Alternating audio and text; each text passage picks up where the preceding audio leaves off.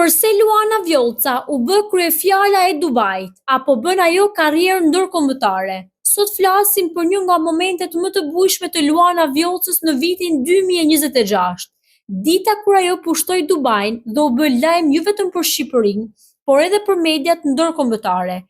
Luana ka qenë në Dubai Mall Fashion Festival në një nga eventet më të mëdha të modës në rajonin e Lindjes së Mesme, dhe nuk shkoi thjesht si një VIP i zakonshëm. Në këtë festival, Luana u ngjit në skenë si folse, dhe jo vetëm si një e ftuar.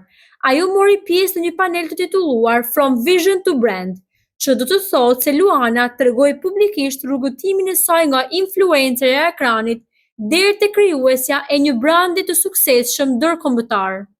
Ajo nuk ishte aty si modele, vetëm për fotosesione. Ajo ndau historinë e markës së saj të modës Lulu by Luana, me publik profesional të modës në një nga qendrat më prestigjioze të rajonit.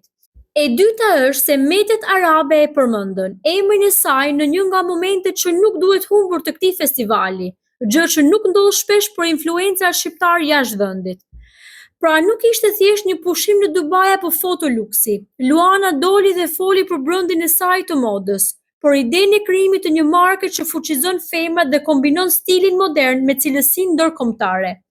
Brendi i saj, Lulu by Luana, është bërë mjaft i komentuar këto vitet e fundit, dhe pjesëmarrja e saj në këtë festival tregon se ajo po tenton të zgjerojë karrierën e saj edhe jashtë ekranit shqiptar, drejt skenave ndërkombëtare të modës.